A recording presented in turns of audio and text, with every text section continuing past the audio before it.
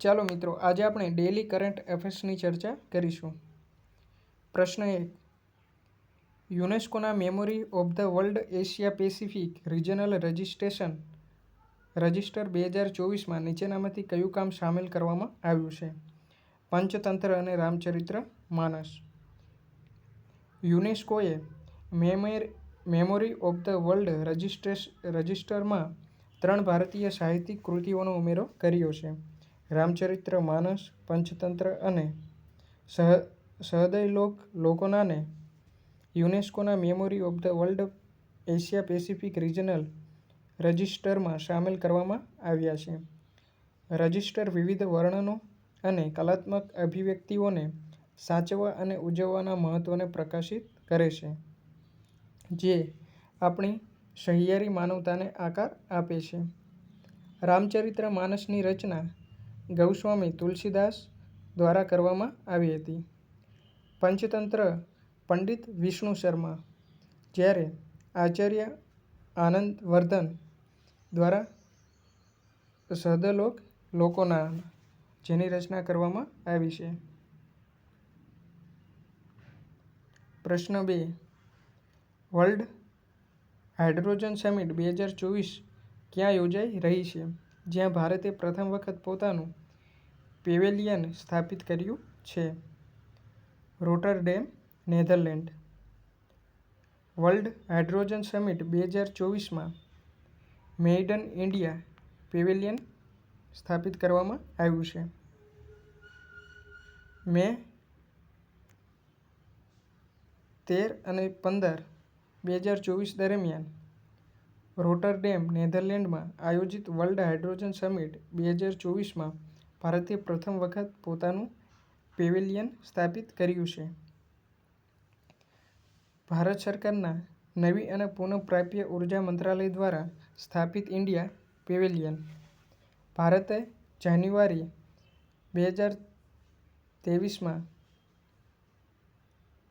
રૂપિયાના એકંદરે ખર્ચ સાથે તેનું નેશનલ ગ્રીન હાઇડ્રોજન મિશન શરૂ કર્યું હતું.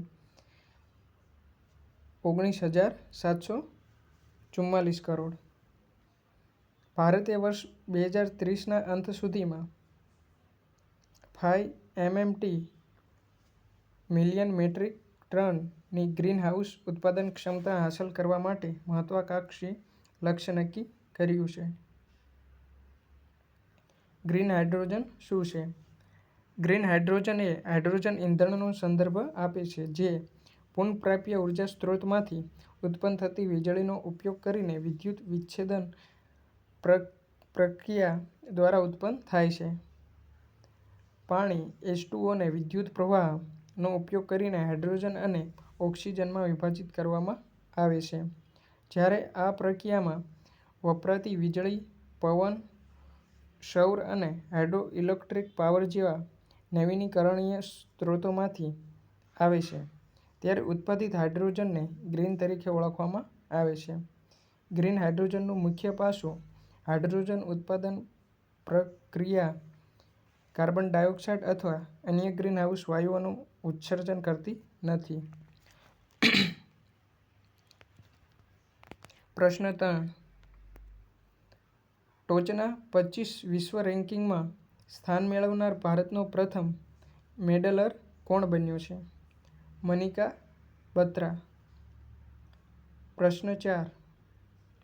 તાજેતરમાં અવસાન પામેલ નેતા સુશીલ કુમાર મોદી કયા રાજ્યના પૂર્વ નાયબ મુખ્યમંત્રી હતા? બિહાર રાજ્યના. પ્રશ્ન 5. તાજેતરમાં ભારતનો 85મો ગ્રાન્ડ માસ્ટર કોણ બન્યો? પી. શ્યામ નિખિલ. તમિલનાડુના પી. શ્યામ નિખિલ ભારતના 85મા ચેસ ગ્રાન્ડ માસ્ટર બન્યા. આર. વૈશાલી 84મા ભારતીય ગ્રાન્ડ માસ્ટર હતા. વિશ્વનાથન આનંદ 1988માં ગ્રાન્ડ માસ્ટર બનનાર પ્રથમ ભારતીય હતા. 3 મહિલા ભારતીય ગ્રાન્ડ માસ્ટર કોનેરુ હમ્પી, દ્રોણાવલ્લી હરિકા અને આર. વૈશાલી છે.